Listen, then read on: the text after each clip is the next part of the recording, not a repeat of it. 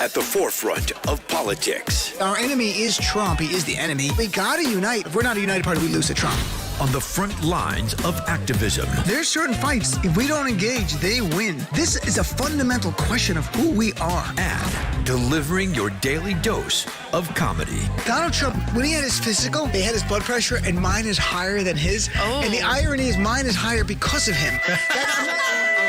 From the blue wave. We flipped. Enough seats to take control of the House. We control the House. To 2020 and beyond. This is the Dean Obeidallah Show on Sirius XM Progress, Channel 127. And welcome to the show, brothers and sisters. Wednesday, February 26th. I'm Dean Obeidallah, as always, here, hoping to be your MBFF. On Twitter at Dean Obeidallah, or watch the monologue if you so choose. If you're on Facebook, put a comment there. Facebook.com/Dean of Radio. Love to hear from you. I always try to get back to people. And so, a lot of news. The debate last night, of course, we're going to cover that a little bit. You know, last night I talked about the coronavirus and that the lack of leadership from Donald Trump and where it's going. And I went through some great detail about it. I just want to sum up quickly that stuff. Then we'll move on to what's happening right now and get into the clips from the debate. But overall, what we're seeing is truly a building panic among people because you're seeing news reports about outbreaks in other countries. It's spreading. Latin America, Germany, Iran, obviously China before that. And there's so little leadership from Trump except for misinformation, which he gave yesterday. Personally, he gave it. His administration gave it, contradicted the CDC yesterday. And his minions like Rush Limbaugh are now smearing CDC officials for contradicting Donald Trump. You know, in the big picture, when Trump lies like he does daily, sometimes it doesn't matter. But this is life and death, and it matters. And the fact that Rush Limbaugh, who I don't think does anything without Trump's wink and acknowledgement, is smearing the CDC officials for contradicting Donald Trump is a level of concern that if you love your children or your grandchildren or your family, it should trouble you because we don't know where this is going to go. And I hope that the Trumpers online today mocking the CDC and saying what's more dangerous, socialism or the coronavirus. I hope they're right. And I said it with all sincerity. I hope there is no outbreak. I hope it does not come to America, or if it does, it's very, very limited. We have 60 cases now, up one from yesterday to today. I'm hoping it doesn't go beyond that. But if there is a massive outbreak in this country and hundreds or thousands die, I hope those Trump supporters will join us after the disease is put to rest in calling for Donald Trump to resign, because that's where we'll be. And I think if there is an outbreak and people do die and Trump has mishandled it as he's done already, and he's led us to a place where today, and I'll go through this, is make us more vulnerable as a nation. That might be the thing that gets people in the street after the disease, of course, is gone and subsides, in the street to say this guy should resign, like you see in Europe and other countries when people take to the street finally and say enough is enough. But again, I'm hoping there is no outbreak. I'm hoping no American dies. I'm hoping no one in the world dies from this. They're doing their best to contain it, but it is spreading. The worst part of it, that it's so contagious so quickly. It's not like SARS, which was harder to catch. But if you got it, 10% mortality. This one's around 2 to 3% mortality rate, which is 20 times more lethal than the flu. But this is not a place it's not a situation where we're vulnerable as a people just because it's an emergency. Yes, this happens. Emergencies happen all the time to presidents. Trump has made us less prepared. And Trump, for instance, allowed the funding to run out for Center for Disease Control, CDC, that dealt with epidemic prevention. And happened in 2018. Let the funding run out, didn't push for any more funding. They'd roll back CDC, their work in countries that would deal with surveillance of these diseases, including China and Haiti, Rwanda, and Congo. Now, following the Ebola outbreak in 2014 and 15, President Obama established an office within the National Security Council to coordinate the government's response to global pandemics.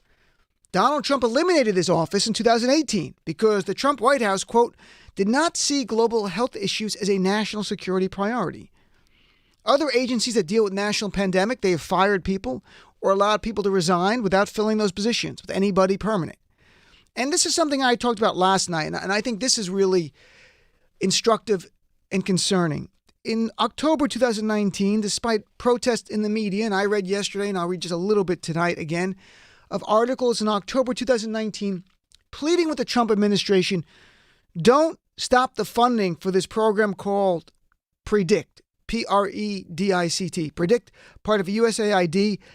Its job, and when you hear this, you'll understand why this was so fundamentally important. The job of PREDICT was a surveillance program for dangerous animal viruses that someday may infect humans.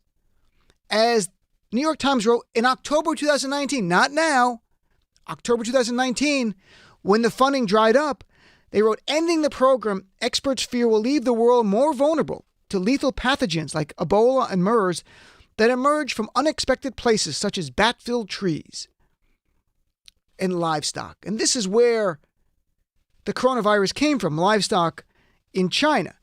And keep in mind, this program, PREDICT, was fully supported and funded by the Bush administration and the Obama administration. But Donald Trump didn't want to fund it.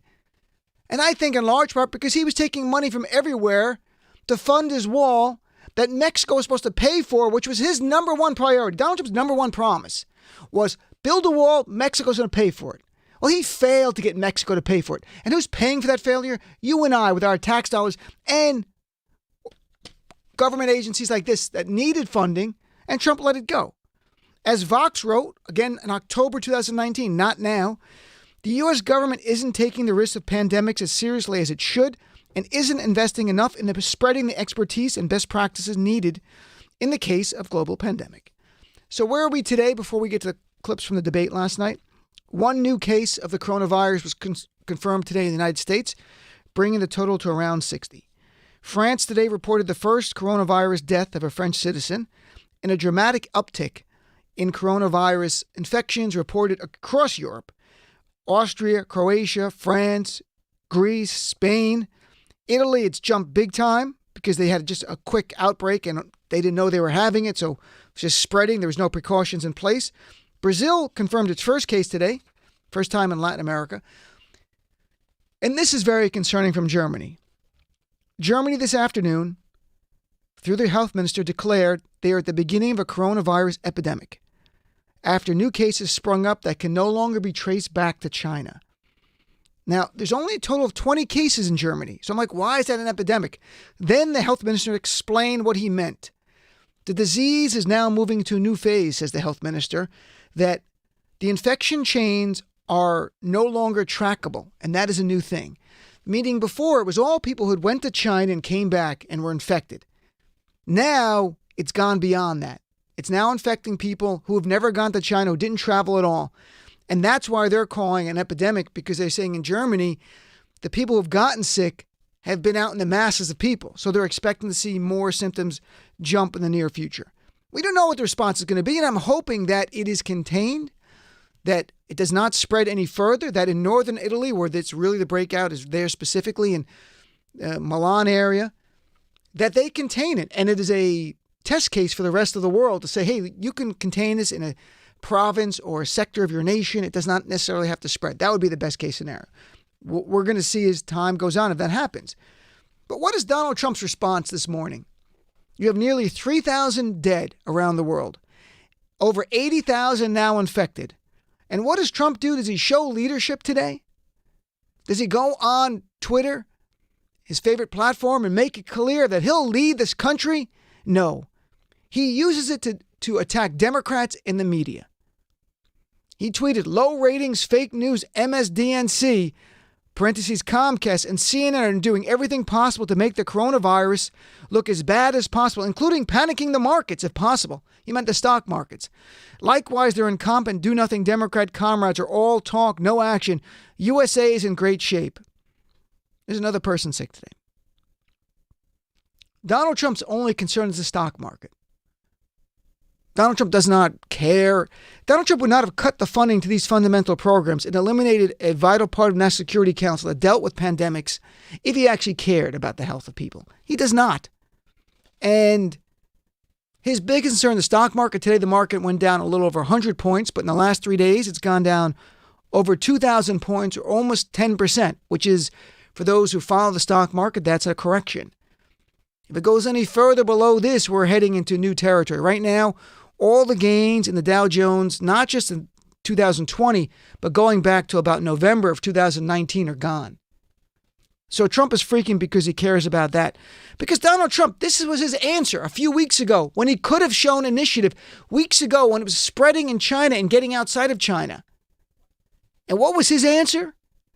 Did he show leadership and say, we've got a plan, folks. We're going to increase funding. We're going to work with the Chinese. We're going to make sure it does not spread beyond that. Nope. This was his answer. Clip number 11, please, from just a few weeks ago.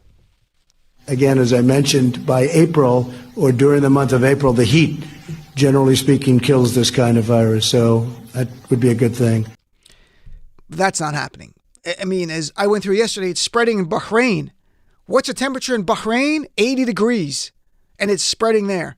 Look, I'm not trying to panic people. I think if you have good leadership that's unified around the world to this, I hope it gets reined in. And we'll go through what President Obama did with Ebola.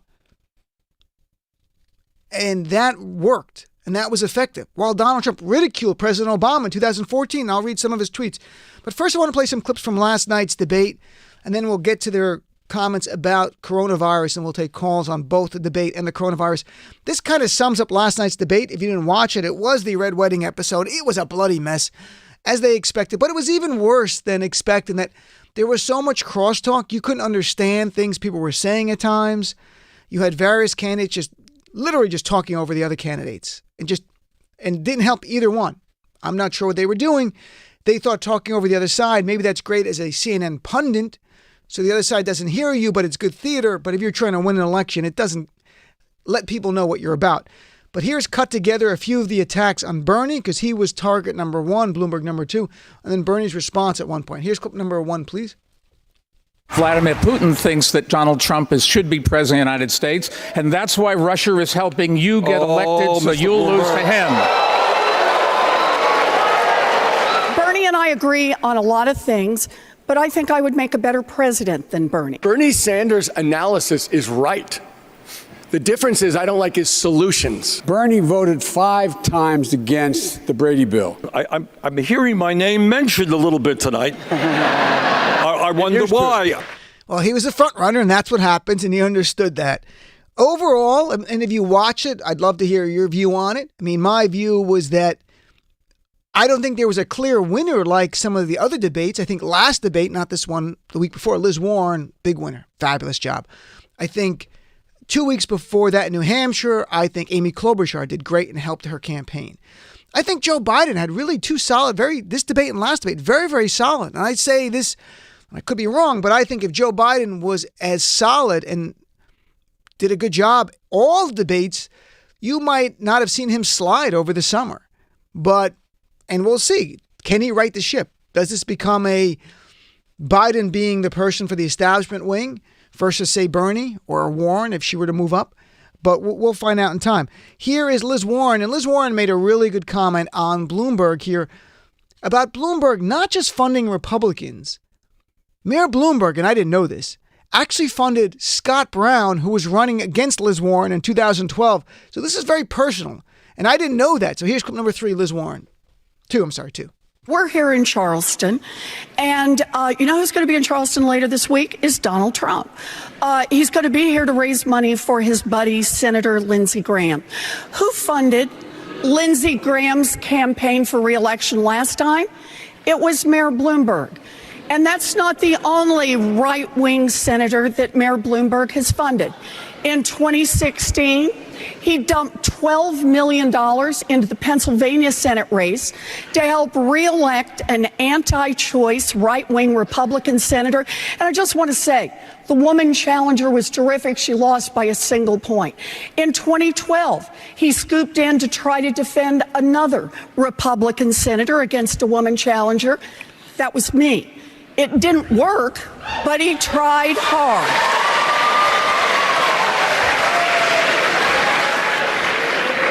I don't care how much money Mayor Bloomberg has. The core of the Democratic Party will never trust him. And when Liz Warren revealed that Bloomberg had given money to hit her opponent, in between Bloomberg and Liz Warren, if you watched it, you can see it online again, was Pete Buttigieg, who just stepped back and looked at Bloomberg like, oh, you're in it now. It was a very interesting moment to see that. So I didn't know that.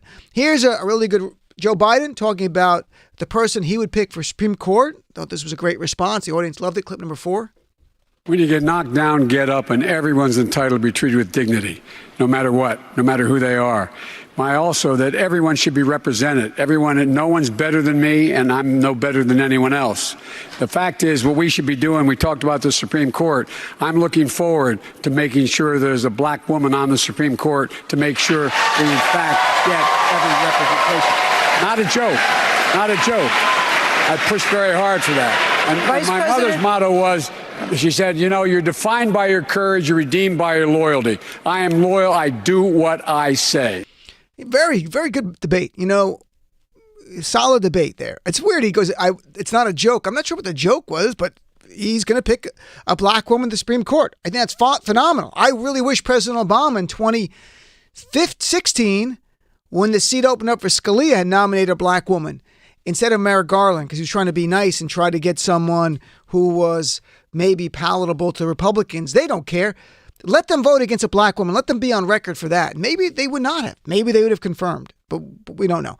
And let's go on another clip or two here. Here is Bernie Sanders about the misconception of radical ideas and him pushing back against the idea that he has radical ideas. Here's clip number 5.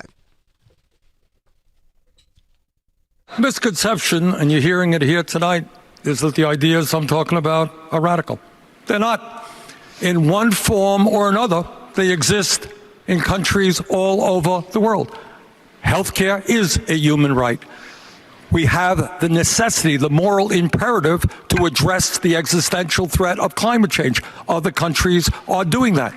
We don't need more people in jail, disproportionately African American, than any other country on earth. Not a radical idea. So it was a night of fighting and battling. Different candidates made some good points there. Tom Steyer is going to join us later. I'll have him share what it was like on the stage. Did it seem as noisy and sound and fury as it was for us watching? Or on stage, did it seem like the normal debates? I couldn't tell. I think the moderators universally were panned for not keeping control of the candidates, letting them talk over each other. They should not have allowed that. They should have just, here's your time. And I understand moments of passion, that's different, but just if you watch it, you saw it just nonstop talking over each other. That's not helping people who are watching to try to make a decision on a candidate who they like and who they don't like. But I want to get back to the coronavirus because this was probably the best part of the debate. Because I don't like when they attack each other. I don't mind policy disagreements. I actually think that's really fundamentally important. But when this other garbage, like Republican talking point garbage, like you're a communist or Russia wants you to win, this kind of garbage, I'm like, come on. But here was questions to both Joe Biden and Bernie Sanders about the coronavirus and what you would do and Trump's lack of leadership on it. And this is so fundamentally important. So here is first, we'll jump down to, here's Joe Biden, clip number 7, his response. 7. We reached a turning point today with the CDC, warning schools that they must prepare, that they might have to close. Members of the Trump administration saying we don't have enough medical masks if necessary.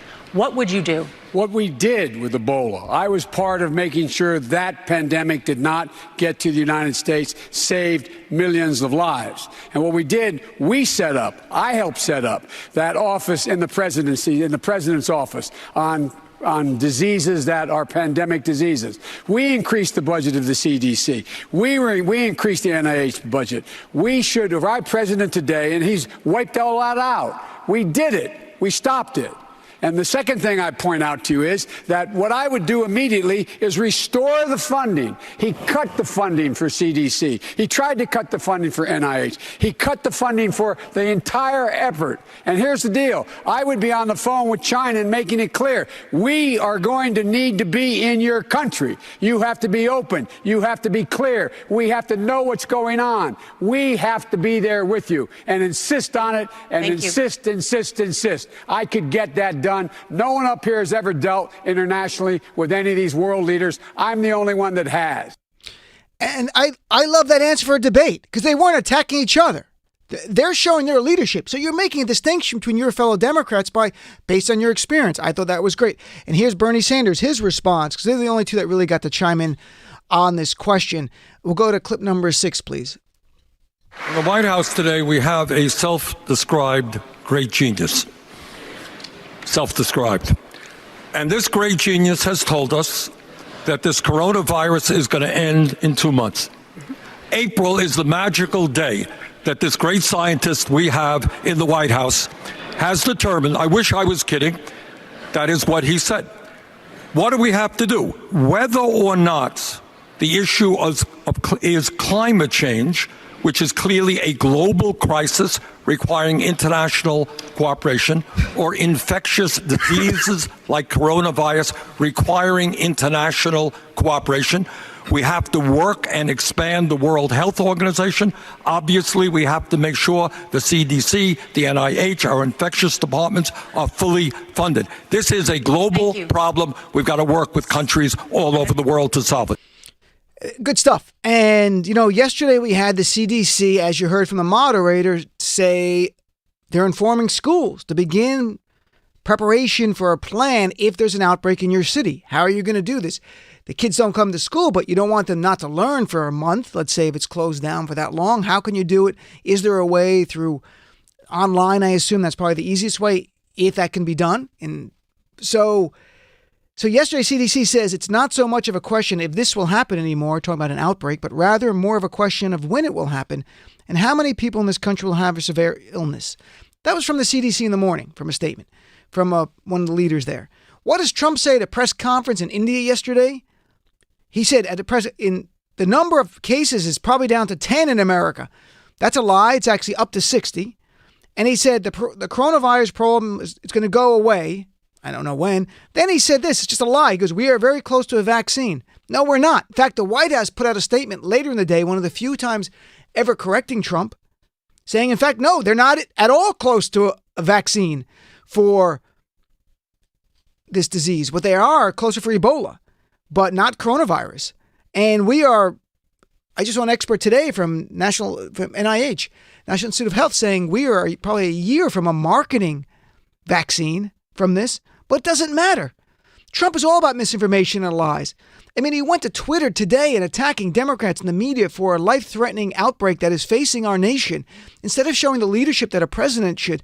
And to remind you what presidents really sound like, because sometimes we've been normalized by Donald Trump, who's having a press conference at 6:30 Eastern Time, which we're not going to air live because I don't put white supremacist, sexist bigots on my show to spew lies.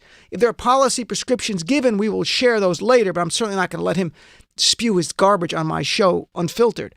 But here's what a real president sounds like. Here's Barack Obama talking about the Ebola outbreak in 2014, explaining the seriousness of it and what the world is facing. We'll go to clip number 10, Nina. Now, here's the hard truth. In West Africa, Ebola is now an epidemic of the likes that we have not seen before. It's spiraling out of control. It is getting worse. It's spreading faster and exponentially. Today, thousands of people in West Africa are infected. That number could rapidly grow to tens of thousands. And if the outbreak is not stopped now, we could be looking at hundreds of thousands of people infected, with profound political and economic and security implications for all of us. So this is an epidemic that is not just a threat to regional security, it's a potential threat to global security. If these countries break down, if their economies break down, if people panic, that has profound effects on all of us, even if we are not directly contracting the disease. And how did President Obama deal with this? He appointed a czar, an Ebola czar, Ron Klain. He also sent 3,000 Department of Defense troops and about 10,000 U.S. civilians who had volunteered to go, who were involved in healthcare, to go to Liberia and Sierra Leone and Guinea and help the people there. And they did screening in America, people coming from other countries at various airports and ports of entry in our nation. What happened? In the end result in America, from a 2014 to 2016 epidemic, how many cases in the United States of America? 11. 2 Americans died. So far, under Trump, in a matter of weeks, 60 Americans have the coronavirus and potentially climbing.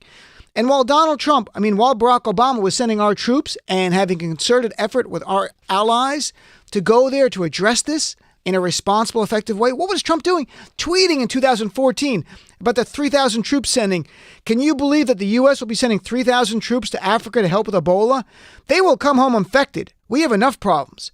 Then he says this, essentially saying Americans who go there and get sick should be left there to die. He tweets, the U.S. cannot allow Ebola-infected people back. People that go too far away places to help out, great, but they must suffer the consequences. That's Trump saying, if you're an American and you're in the military or you volunteered, you got sick, you have to stay out of our nation and die. He even attacked the CDC saying they were lying. Trump tweeted in October 2014, Ebola is much easier to transmit than the CDC and government representatives are admitting, spreading all over Africa. Stop the flights. And then one of the worst tweets, Donald Trump here, suggesting President Obama should get Ebola and die. He tweets, President Obama has a personal responsibility to visit and embrace all people in the U.S. who contract Ebola. That's Donald Trump. By mid-February of 2015, within a year, the number of U.S. cases was down to 0 of active cases.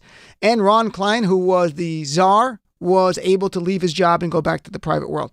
That's how you deal with an explosion of a global virus.